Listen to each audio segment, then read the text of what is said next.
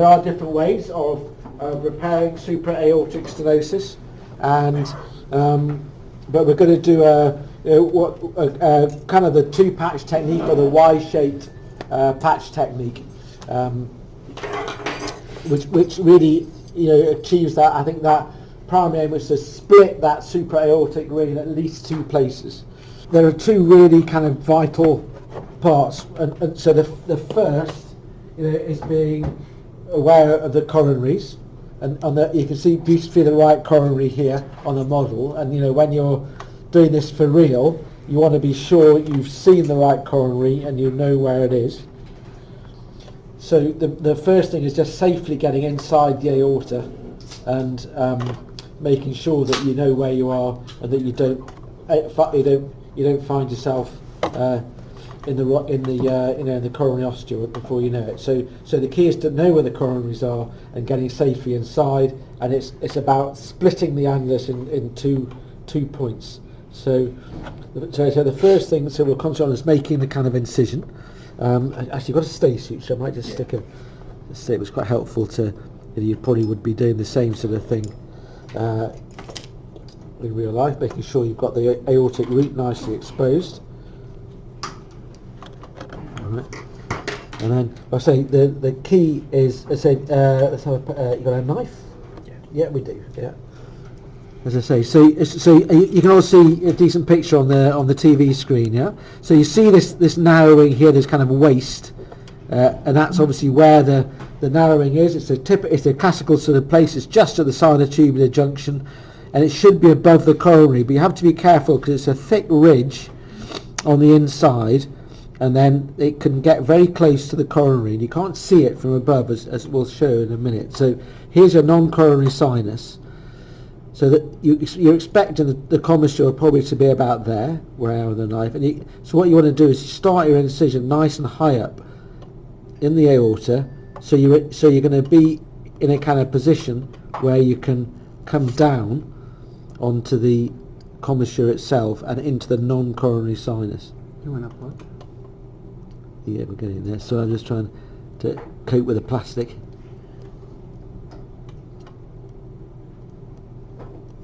There we are, it's coming now. Yeah. There we are. So,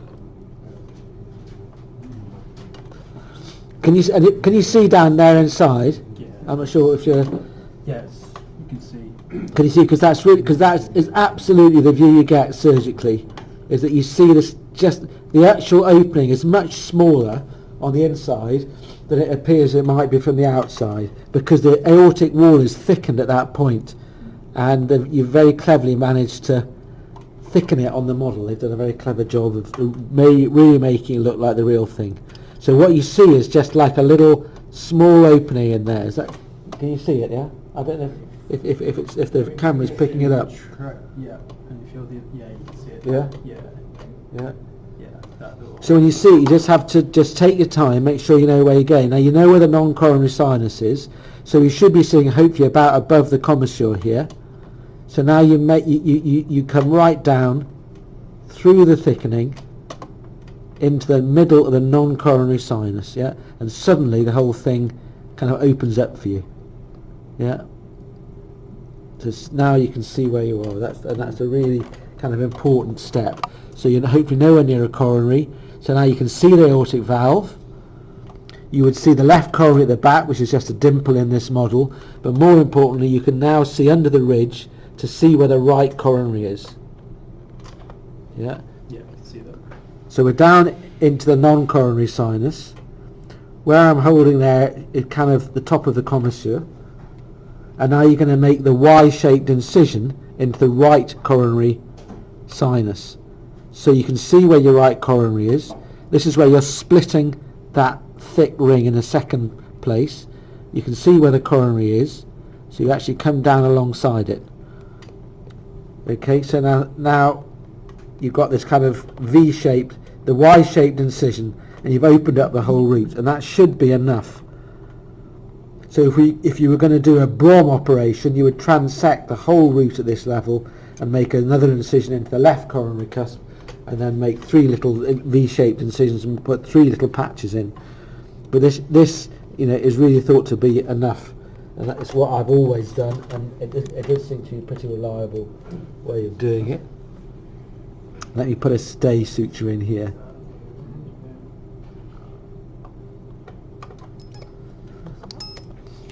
And Simon, you have a kind of H shape, innovative way of doing it. You have to show us how you do that too. Huh? I'm just going to put a couple of stays in just to help us see better. So I mean, that is almost the most important part of the operation, is safely displaying the anatomy and making sure you know where the coronary is, and that you've really enlarged that route without having to risk the coronaries. You can see the valve, and there shouldn't be anything else to do. A few people have reported where that thick ridge is encroaching on the coronary. They've actually had to either resect some of the ridge or even cut through into the coronary itself. But I don't think it's very likely to be necessary. So, scissors now. So now we're going to cut the patch. In fact, you've got a little pen, yeah. So the patch is like a kind of clover leaf or a sort of Y-shaped patch. And again, you want to sort of make it bigger to start with than you think you need.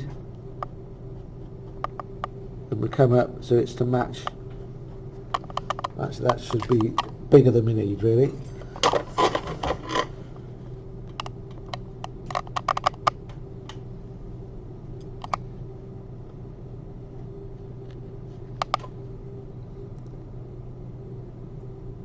And you could use what you like. You'd probably use fixed autologous pericardium or a patch of bovine pericardium to do this. But it's like a sort of clover leaf at the bottom.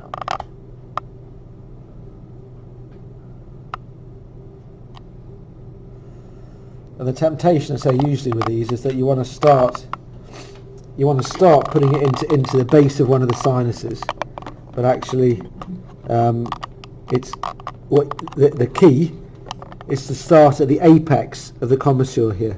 Yeah, that's where you want to start with the stitch. So what have you got? Six O's, yeah? Yeah. You want some grease on them, yeah?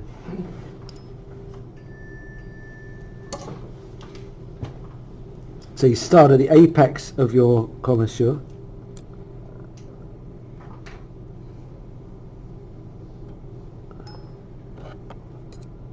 And you go through the apex of your little patch there. And if you must start it there, otherwise it'll get asymmetrical, and then you'll end up with one sinus which is all creased and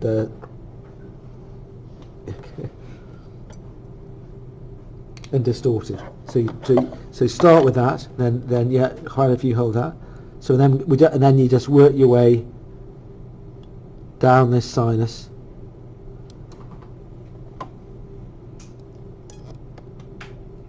until you get down into the belly of it. And you can see, if you look at that patch, that whole width there is going to go into the sinotubular junction. So you're going to enlarge that critical narrowed part. You can actually go down with this, I think. Straight away. Okay, I'm going to drop it for that. Yeah, that's right, let's hold it.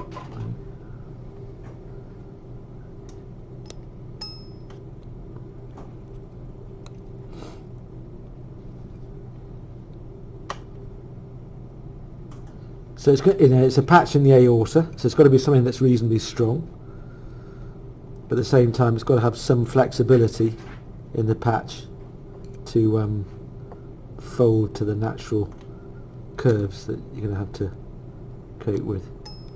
And I guess it looks a bit sort of ugly at first, but once it's all filled under pressure, it really fills out nicely, these patches.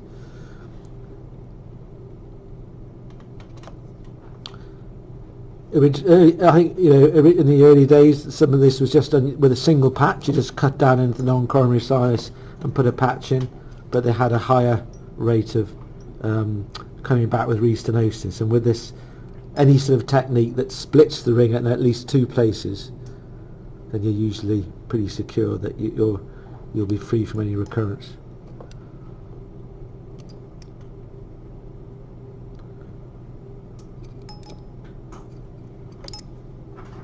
So I work down, I say this, into the belly of this sinus. The valve, as I say, is usually normal in supraortic stenosis, usually normal annulus and normal trileaflet aortic valve.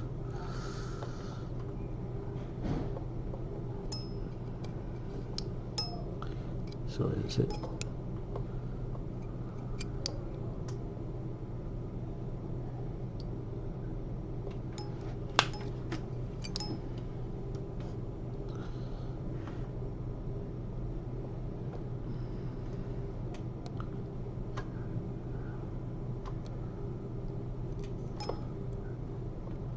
So I've sort of come around the apex there. You got it, just hold it across one, that's it.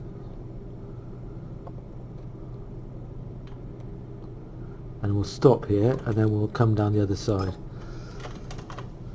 Okay.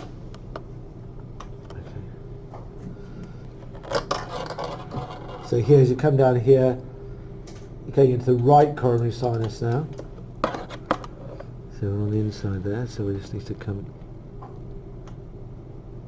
into out through the apex. Out to, sorry, out to the patch. Okay. Oops, sorry. And then take that there. That's it.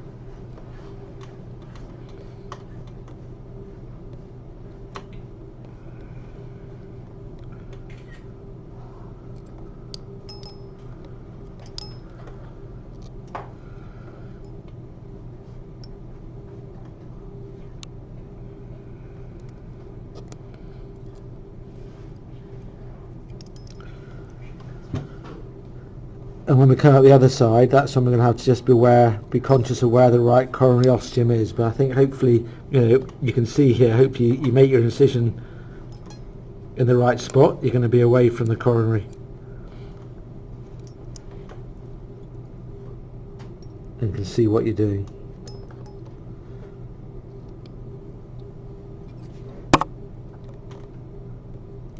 But I say the key is that thing of just always starting in the middle and working your way out, because you can trim the patch if you need to match it up as you go.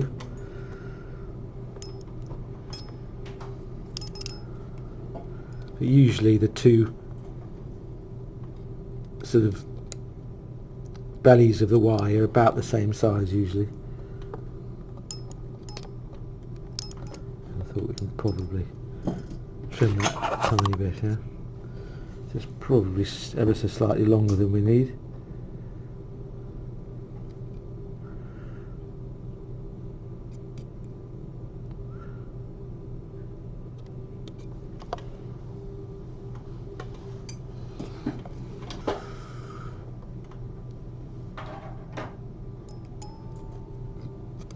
But so usually the sinuses themselves are really quite big once you've got through that narrowing, so there's plenty of room to work.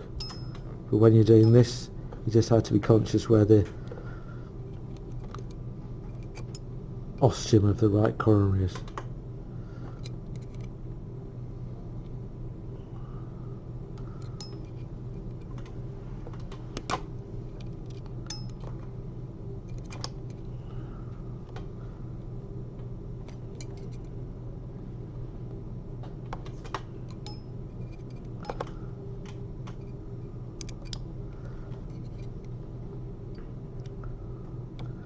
So the other things in Williams is you just have to be aware that sometimes you get this thickening elsewhere or more extensively up the ascending aorta and even up into the head and neck vessels. But hopefully you would know that before you go into the surgery.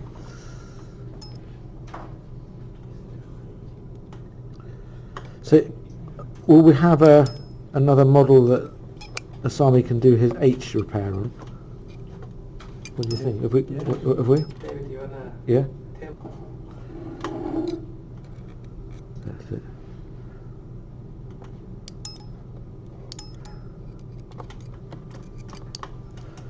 Oops, yeah, sorry, just relax. That's it. Pull up the stitch. See how thick the aortic wall there is, which is exactly what you find when you're coming through that area where the ridge is.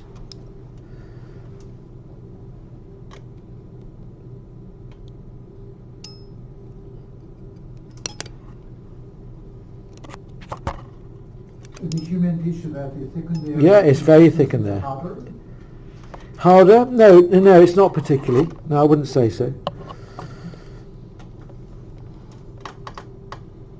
Okay. If you do the MRI, that the distensibility of those vessels is much less than normal. Yeah. It has to be, has a less elastic than Yeah, other areas. Okay, so you can see how it's all coming into place. But I think you could start on your model, so you can see how wide this patch is going to make the junction.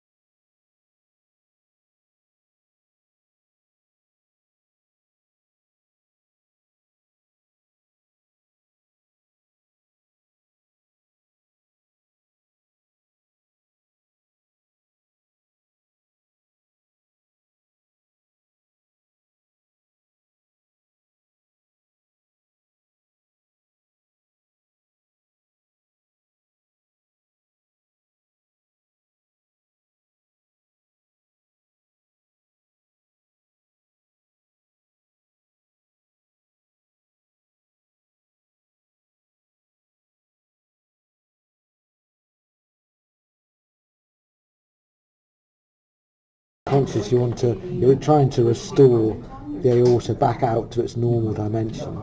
So your patch is often almost the same width as the ascending aorta. That's what it ends up needing.